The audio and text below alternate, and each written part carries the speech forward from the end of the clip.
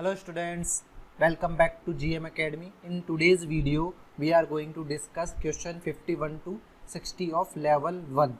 Let's start. Question 51 हमारे पास दिया गया है इस तरह से, एक हैलाइड दिया हुआ है, हैलाइड में एल्कोहलिक OH के साथ में रिएक्शन करा रहे हैं, तो यहाँ पर क्या रिएक्शन होगी, यहाँ पर E2 एलिमिनेशन होगा। E2 एलिमिनेशन में डिहाइड्रो हेलोजिनेशन होगा, डिहाइड्रो हेलोजिनेशन वो भी एंटी पे। दैट मीन्स हमारे पास ये जो HCl है ये रिमूव हो जाएगा एल्कोहलिक OH के साथ में, और हमारे पास प्रोडक्ट क्या मिल जाएगा, हमारे पास प्रोडक्ट मिल जाएगा डबल बॉन्ड के साथ में OH, यहाँ पे डबल बॉन्ड है और यहाँ पर ये OH है। ठीक है, अब ये क्या है कि इनॉल फॉर्म है, इनॉल फॉर्म से यदि आप टोटोमेरिज्म करेंगे तो टोटोमेरिज्म करा कर आप कीटो फॉर्म बना सकते हैं, क्योंकि कीटो फॉर्म इनॉल फॉर्म से ज़्यादा स्टेबल होता है। यहाँ पर क्या हो जाएगा, ये H यहाँ पर इस तरह से, यहाँ पर नेगेटिव कार्बन पे आएगा तो डबल बॉन्ड O बन जाएगा, ये इसका कीटो फॉर्म है जो कि ज़्यादा स्टेबल है, इसलिए हमारा जो आंसर हो जाएगा वो हो जाएगा ऑप्शन सी। तो करेक्ट आंसर यहाँ पर हो गया सी। नेक्स्ट है 52 में बोला गया rank the following in order of decreasing rate in an E2 reaction. तो E2 रिएक्शन की जो रेट होती है वो डायरेक्टली प्रोपोर्शनल होती है एल्कीन करैक्टर, जो हमारे पास स्टेबिलिटी ऑफ ट्रांजिशन स्टेट या स्टेबिलिटी ऑफ ट्रांजिशन स्टेट या ट्रांजिशन स्टेट में जो भी हमारे पास एल्कीन बन रहा है उसके करैक्टर पे, कि कितने ज़्यादा स्टेबल अपने पास एल्कीन बन रहा है उस पर डिपेंड करेगा। तो अपने पास यहाँ पे E2 एलिमिनेशन जो होता है वो क्या होता है, एंटी एलिमिनेशन होता है। एंटी एलिमिनेशन दैट मीन्स हमारे पास जो डिहाइड्रोलिजिनेशन में हाइड्रोजन और ब्रोमीन दोनों क्या होने चाहिए, एंटी पोजिशन पर होनी चाहिए। बट यहाँ पर देखें, यहाँ पे ब्रोमीन जुड़ा हुआ है, इसके बीटा पोजिशन पर देखें तो यहाँ पर हाइड्रोजन और यहाँ पर हाइड्रोजन दोनों ही सिन एडिशन है। तो इसका यदि आप E2 एलिमिनेशन कराएंगे, लेट से E2 एलिमिनेशन के लिए आपने रिएजेंट यूज़ किया एल्कोहलिक KOH, तब हमारे पास यहाँ पर कोई भी रिएक्शन नहीं होगी, क्योंकि हाइड्रोजन यहाँ पर एंटी पोजिशन पर नहीं है। बट यहाँ पर अपन देखें, यहाँ पर एंटी पोजिशन पे दोनों तरफ हाइड्रोजन अवेलेबल है। यहाँ पर चेक करें तो यहाँ पर इस तरफ तो नहीं है, इस तरफ अपने पास अवेलेबल है। ठीक है, यहाँ पे वेज पे हाइड्रोजन है, तो ये इसके कोरस्पॉन्डिंग E2 रिएक्शन दे देगा, यानी एल्कोहलिक KOH के साथ में रिएक्शन कराएंगे तो यहाँ पर एल्कीन किस तरह का बन सकता है, यहाँ पर एल्कीन के इस तरह से बन सकता है, डबल बॉन्ड यहाँ पे आ जाएगा और CH3 ये ऐसे रह जाएगा, इस पर कोई रिएक्शन हो नहीं रही है। यहाँ पर अपन देखेंगे तो हाइड्रोजन यहाँ से भी निकल सकता है और यहाँ से भी निकल सकता है। दोनों के केस में मोस्ट स्टेबल वो बनेगा जिसमें नंबर ऑफ अल्फाइज ज़्यादा होंगे, तो अपने पास ये वाला बन जाएगा। अब यहाँ पर अपन देखें तो सबसे ज़्यादा लीस्ट E2 रेट यहाँ पर होगी, क्योंकि रिएक्शन हो ही नहीं रही है, क्योंकि हाइड्रोजन और ब्रोमीन सिन पोजिशन पर एक दूसरे सेम डायरेक्शन में। अब यहाँ पर एल्कीन करैक्टर देखेंगे A और C में, तो यहाँ पर ये मोर स्टेबल एल्कीन है, एल्कीन करैक्टर ज़्यादा है क्योंकि यहाँ पर नंबर ऑफ अल्फा एच ज़्यादा है, 3 + 4 7 अल्फा एच है यहाँ पर, और यहाँ पर अपन काउंट करें तो ओनली 3 अल्फा एच है। इस वजह से हमारे पास में जो E2 रेट है वो सबसे ज़्यादा किस में होगी, सबसे ज़्यादा होगी अपने पास C में, फिर उसके बाद होगी A में, फिर होगी लास्ट में B में, यानी B में तो हमारे पास होगी ही नहीं E2 रिएक्शन, तो सबसे कम रेट B में होगी। तो ऐसा कौन सा ऑप्शन मैच कर रहा है, यहाँ पे ऑप्शन B इस तरह से मैच कर रहा है, तो करेक्ट आंसर जो हो गया वो हो गया B।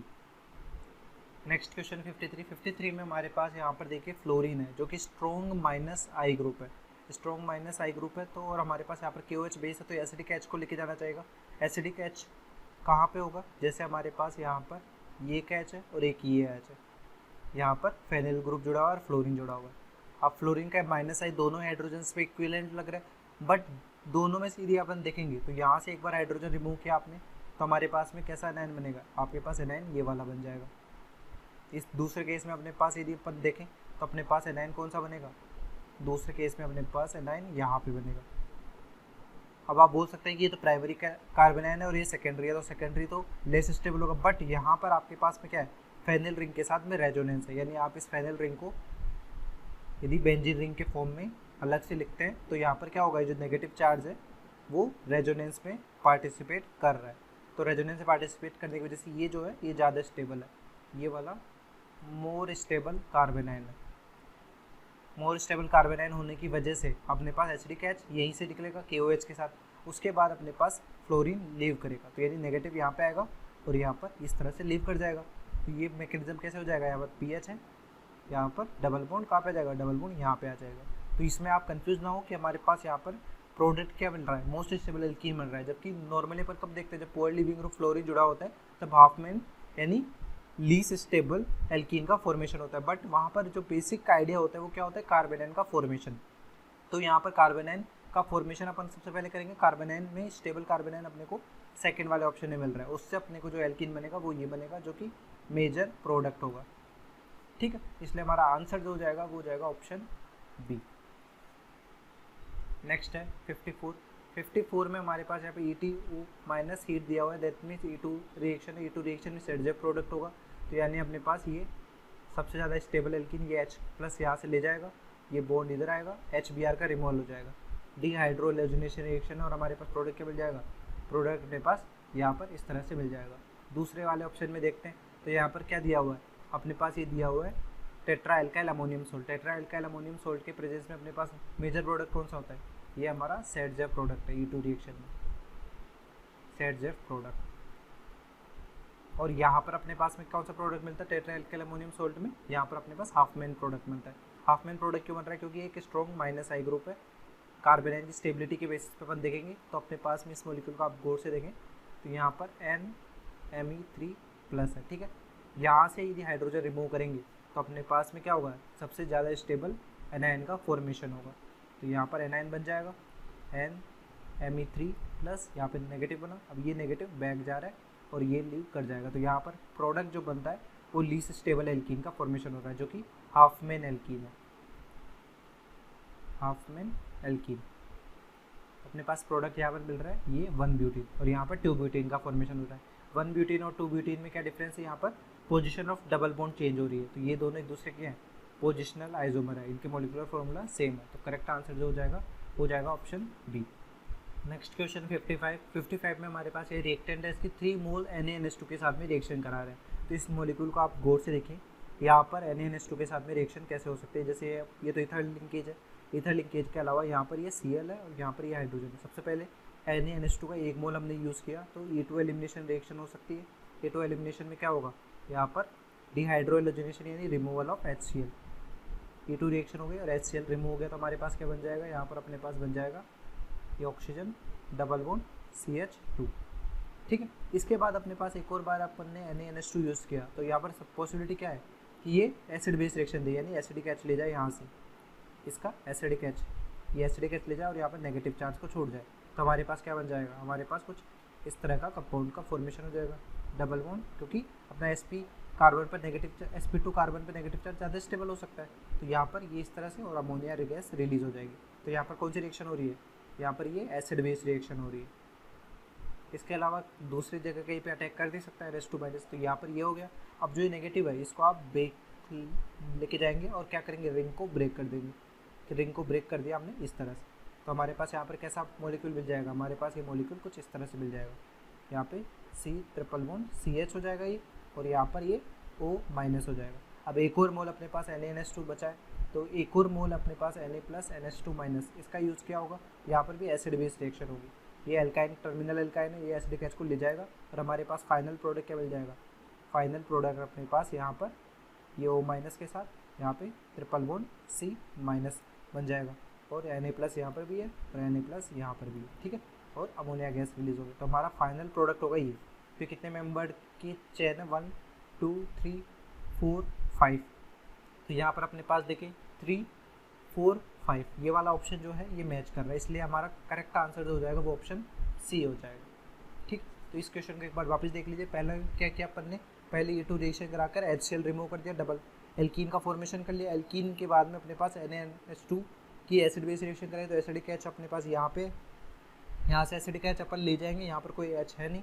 ठीक है, तो यहाँ से नेगेटिव बन गया। नेगेटिव को जब बैक लेके आके एल्काइन का फॉर्मेशन करेंगे तो अपने को एक बॉन्ड बना रहे हैं तो एक बॉन्ड ब्रेक भी करना पड़ेगा। ब्रेक हो जाएगा तो O पे नेगेटिव आ जाएगा और एल्काइन का फॉर्मेशन हो गया। एल्काइन हमारे पास टर्मिनल है, तो टर्मिनल में जो हाइड्रोजन होता है वो एसिडिक होता है, फिर एसिड बेस रिएक्शन हो जाएगी वापस, और हमारे पास फाइनल प्रोडक्ट एक सॉल्ट के फॉर्म में मिल जाएगा जो ऑप्शन C से मैच कर रहा है, इसलिए आंसर हो गया C।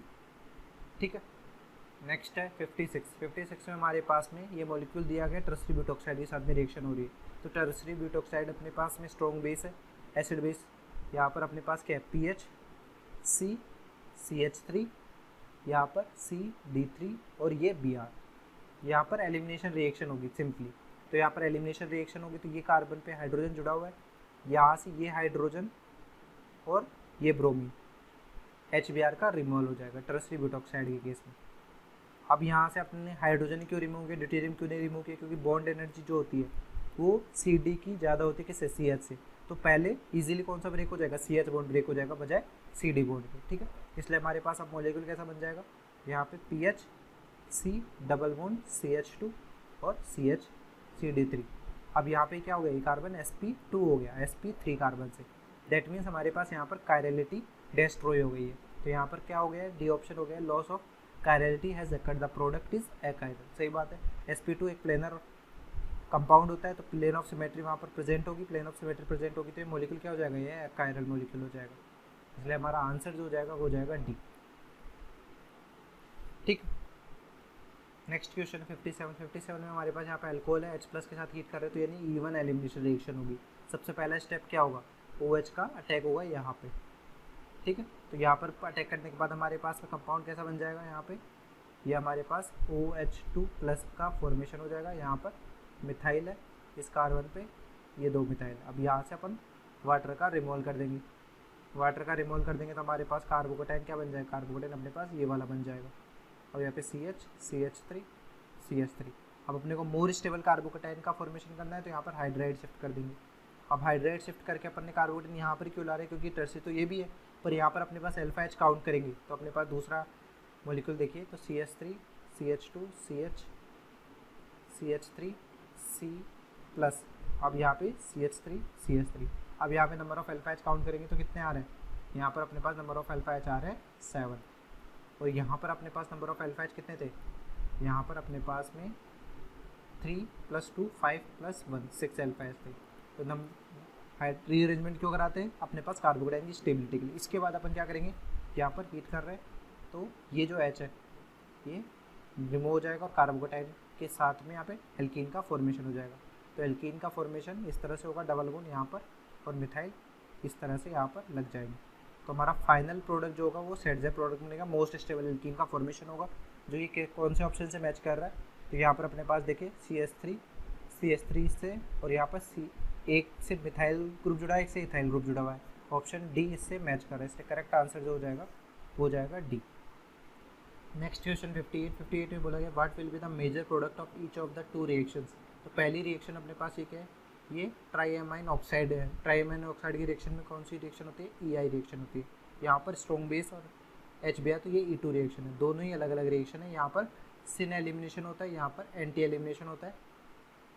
यहाँ पर Hofmann alkene as a major product बनती है और यहाँ पर सेट एल्कीन मेजर प्रोडक्ट बनती है। और होती कैसे रिएक्शन, पहली रिएक्शन देख लें अपने पास, तो अपने पास यहाँ पर है CH3 CH2 CH2H, ठीक है। ये कुछ इस तरह से है। यहाँ पर नाइट्रोजन पे मिथाइल ग्रुप जुड़े हुए हैं 1 2 3, ठीक है। यहाँ पे नाइट्रोजन है पॉजिटिव और यहाँ पर ये O-। तो पेरिसाइक्लिक रिएक्शन होती है, इस तरह से ये O- अटैक करेगा यहाँ पर और ये बॉन्ड इधर ब्रेक हो जाएगा। तो यहाँ पर फॉर्म क्या हो जाएगा, यहाँ पर ये तो अपने पास सेपरेट आउट हो जाएगा अलग से, और एल्कीन क्या बनेगा, एल्कीन अपने पास यहाँ पर CH3 CH2 CH double bond CH2। ये हमारा पेरिसाइक्लिक रिएक्शन हो रही है EI, इंट्रामोलिकुलर एलिमिनेशन। और हमारे पास यहाँ पर नाइट्रोजन के साथ में ये मिथाइल और ये OH, ठीक है। तो ये हमारा 1 ब्यूटेन का फॉर्मेशन होगा एज अ मेजर प्रोडक्ट इस पहले रिएक्शन में। सेकेंड रिएक्शन अपने पास देखें, सेकेंड रिएक्शन में हमारे पास में क्या हो रहा है, वहाँ पर अपने पास एलिमिनेशन हो रहा है, यहाँ पर Br और CH3।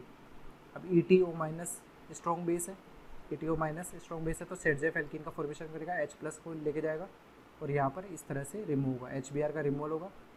और अपने पास HBr का रिमूवल इस फैशन में होगा कि हमारे पास जो एल्कीन बनेगा वो सबसे ज़्यादा स्टेबल बने, यानी नंबर ऑफ अल्फा सबसे ज़्यादा हो। तो ये इस तरह से बन जाएगा। तो अपने पास यहाँ पर ये जो प्रोडक्ट बन रहा है, पहली रिएक्शन फर्स्ट रिएक्शन में अपने पास मेजर प्रोडक्ट कौन सा बन रहा है, 1 ब्यूटीन है Y। और सेकेंड रिएक्शन में मेजर प्रोडक्ट बन रहा है 2 ब्यूटीन, जो कि प्रोडक्ट है X। तो ये ऐसा ऑप्शन कहाँ पे मैच कर रहा है, यहाँ पे ऑप्शन B ऐसा मैच कर रहा है, इसलिए करेक्ट आंसर हो जाएगा B, ठीक है। नेक्स्ट है 59 में हमारे पास यहाँ पर एक सेकेंडरी अमाइन दिया हुआ है। सेकेंडरी अमाइन की CH3I के साथ एक्सेस में रिएक्शन हो रही है, तो हमारे पास फाइनल प्रोडक्ट कौन सा मिलेगा। तो कोई भी हमारे पास में, लेट से इसको हम जनरलाइज फैशन में देख लेते हैं कि हमारे पास पॉसिबिलिटी क्या बन सकती है। यहाँ पर RNH R- है, ठीक है। इस तरह से कोई सेकेंडरी अमाइन है CH3I के साथ में रिएक्शन कराए, तो हमारे पास क्या होगा, नाइट्रोजन का लोन पेयर अटैक करेगा SN2 रिएक्शन होगी, SN2 रिएक्शन हो करने के बाद हमारे पास प्रोडक्ट क्या बन जाएगा, RNH पे पॉजिटिव आ जाएगा, यहाँ पे CH3 और यहाँ पे R-।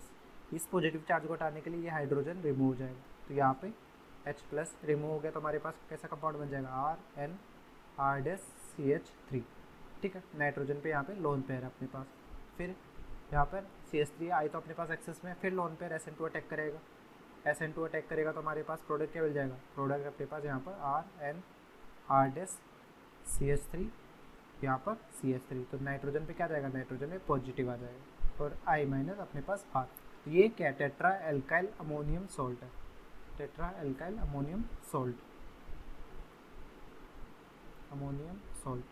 तो सिमिलर फैशन में हमारे पास यहाँ पर CH3 के साथ में रिएक्शन होगी, तो यहाँ पर फाइनल प्रोडक्ट क्या मिल जाएगा, यहाँ पर भी अपने पास फाइनल प्रोडक्ट कुछ इस तरह से मिल जाएगा। एन यहाँ पर एक इथाइल जुड़ा हुआ है, एक यहाँ पर मिथाइल जुड़ेगा और एक और यहाँ पर मिथाइल जुड़ेगा, 4 बैलेंस हो जाएगी, पॉजिटिव चार्ज आएगा और I- यानी टेट्रा एल्काइल अमोनियम सॉल्ट, जिसको अपन क्या बोल सकते हैं, क्वाटरनरी अमोनियम सॉल्ट ही बोल सकते हैं, इसलिए ऑप्शन डी फाइनल प्रोडक्ट अपने पास यहाँ पर मिलेगा।